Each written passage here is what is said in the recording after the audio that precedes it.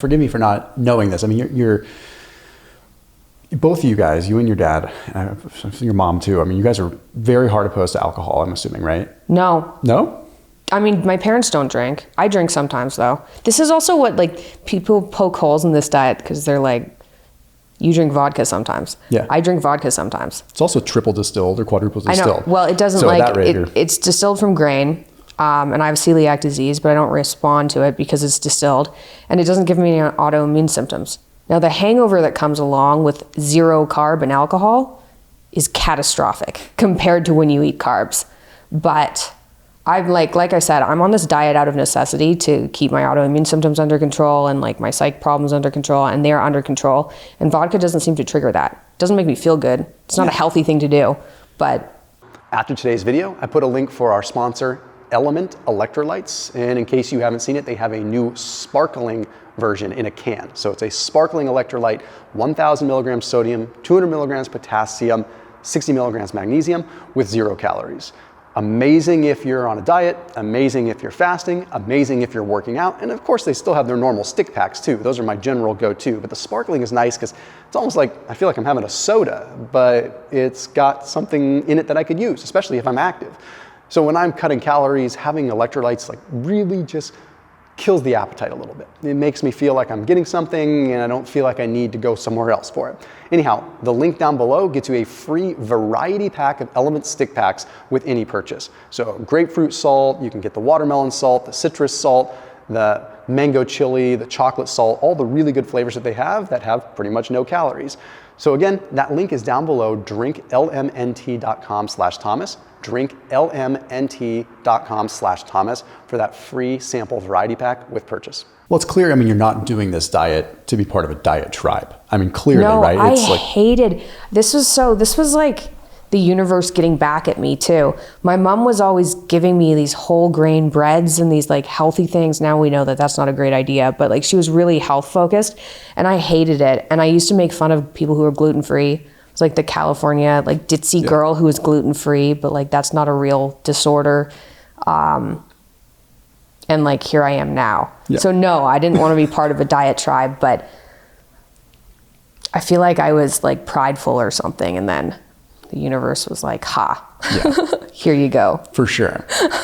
Well, it's interesting, like once you're producing ketones, people tend to find that the cravings for alcohol tend to go away. That did. Yeah. So yeah, when I was in university and this is when I was still taking psych meds, I was extremely depressed. My diet changed when I went to university and I was eating like primarily dairy and grains, like pierogies and beer and pizza and Chinese food, and it was delicious. And I felt terrible. And I gained weight when I first went to university. I didn't gain a lot of weight, but I gained weight pretty quickly. I think I gained 20 pounds in the first year. And I was like, what's going on? And it turned out it was from my diet. So that was unpleasant. I think when you're producing ketones, I don't know, you know who Dr. Chris Palmer is? Yeah, I love him. Yeah, have you heard him talk about the sort of mitochondrial dysfunction and alcohol and how that works? No, ethanol? I haven't. Yeah, when I had him on my channel, it was wild. So he explains that when you are mitochondrially dysfunctional or metabolically dysfunctional, kind of two terms that essentially go hand in hand, but in people that are alcoholics, people that really feel like they need alcohol to function, they found is that ketones enter the mitochondria in a similar fashion how alcohol or ethanol will enter the mitochondria. Wow. So when you consume something like even a ketogenic beverage, something that has like a high level of BHB, or you put them in nutritional ketosis, they're essentially satisfying this metabolic insufficiency that they would normally satisfy when they have alcohol. So you know how there's these people that are quote unquote functioning alcoholics, like they don't feel normal until they have alcohol.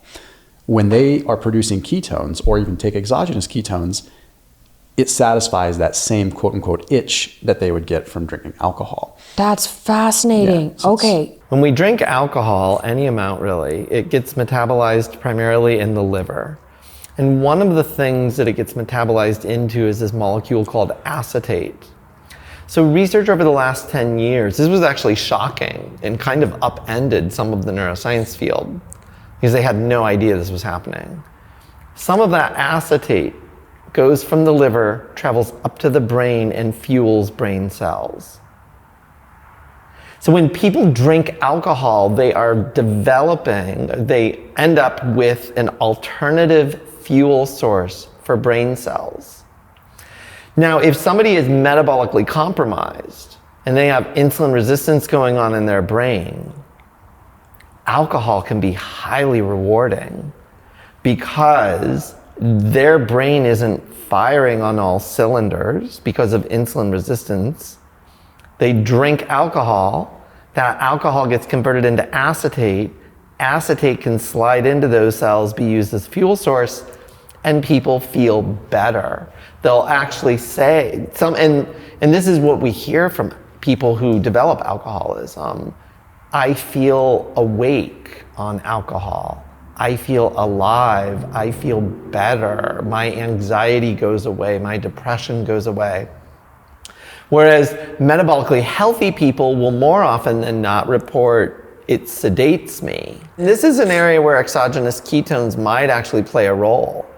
If somebody really wants to cut back on drinking and is really struggling to do that, those are people that may really benefit from trying a low carb or keto diet and or might benefit from exogenous ketones. So when your buddies are all having their beer, you might actually go with a bottle of ketones, pour it into a seltzer water or something and drink that.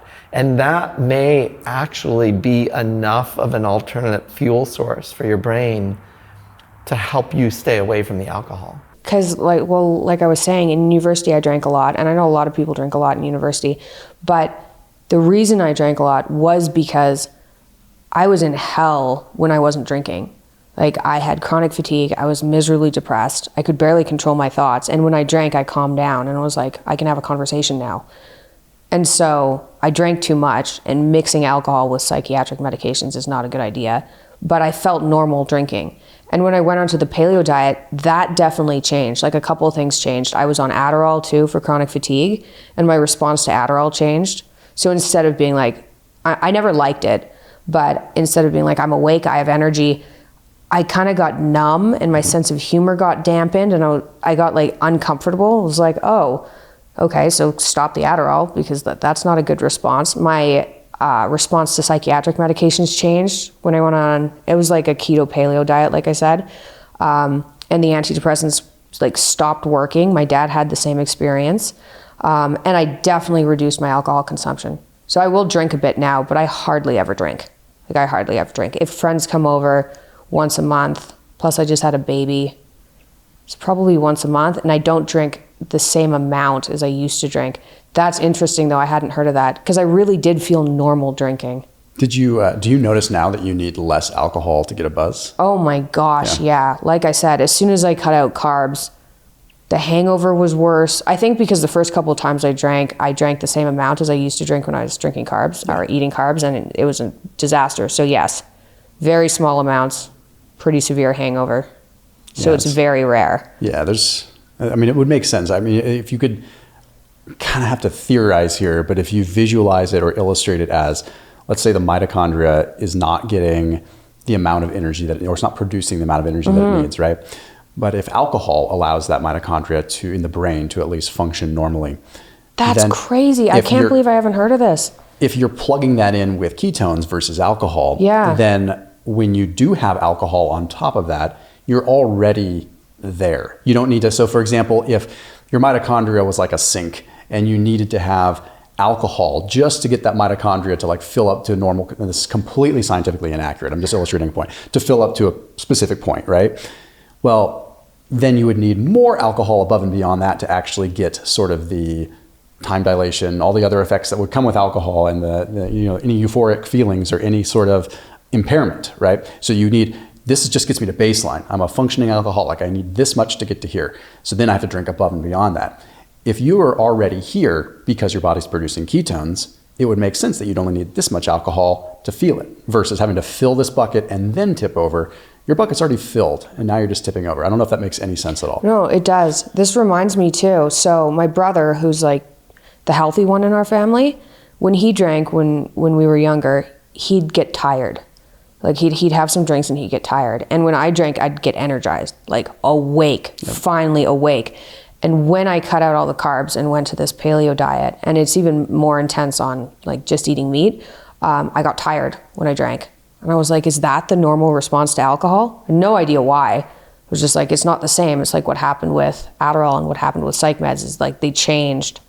So that's interesting. Yeah, that makes sense. That's cool. I'll send you the clip on that one. Thank you for It's that. super interesting. It's mind blowing. And he's not someone that's just like a fly by night random, psychiatrist. Like No. Chris Palmer is. I mean, he is a teaching instructor. Like actually trains the professors at Harvard. Which I mean, he's definitely got some serious clout behind him. And I know people have what they have to say about Harvard, and this guy kind of opposes the general view of what people would think Harvard is all about. So the fact that he has credibility in a university where a lot of people don't really take what they say seriously anymore, it sort of satisfies both sides. It's like, okay, this guy makes sense to this community and to this community. Something he's saying is accurate. But with ketones, it's so interesting because like with what someone does on a traditional ketosis diet or ketogenic diet versus say what you're doing, I think some people, when they start just straight up ketosis, like whether they're, let's say they're not doing carnivore, they get this influx of ketones, which has a, or neuroinflammation effect, right? So you're getting like that effect. And that probably allows them to feel X amount better. But when you take it a step further and go the route you're going, you're also adding the elimination aspect of it. So like if you look at AIP, autoimmune paleo, you're removing a lot of things, so you're getting the benefit of elimination, but you're not getting the actual, I'm gonna go out on a limb and call it a healing effect of having ketones present, right? So you're only scratching the surface. You're eliminating with no potential for correcting or no potential for actually having what's called histone deacetylase inhibition, where you can actually repair. I don't know if that makes sense. You're getting like one side, whereas with what you're doing, you're producing ketones and you're having elimination. So it makes sense that you're going to feel significantly better than someone that is following just a standard ketogenic diet. Interesting. Yeah. Well, like I mean, thank God I came across this because it was just, like I said, out of necessity. And I was just randomly cutting things. Like for some reason I knew when I ate meat, I didn't seem to have arthritic reactions or any psychiatric reactions or like skin reactions. And so I got to a certain point where I was like, well, I know meat's safe and it appears as if everything else is not safe. So I'll just do that for a while. So when I first got on it in December 2017, my plan was to do it for 6 weeks and to start reintroducing foods. And so when my depression lifted, which was about 6 weeks in, and I still didn't feel that good, but I felt better and I wasn't crying in the morning, I tried to reintroduce olives, and they were like the organic olives that are only olives, like there's nothing else in them. I love olives. Okay. I love olives. And it could have been pickles. I really like pickles too, but then there was the probiotic element, and I was like, I just want like a food. No one's allergic to olives. Like everyone drinks olive or eats olive oil and everything. And I had a horrible 2.5 week long inflammatory reaction from eating these olives. And then that was enough for me to be like, okay, not that again. I'm just going to stick with this and see what happens. And then 5 months later, I was just like I said, I felt like I was in heaven.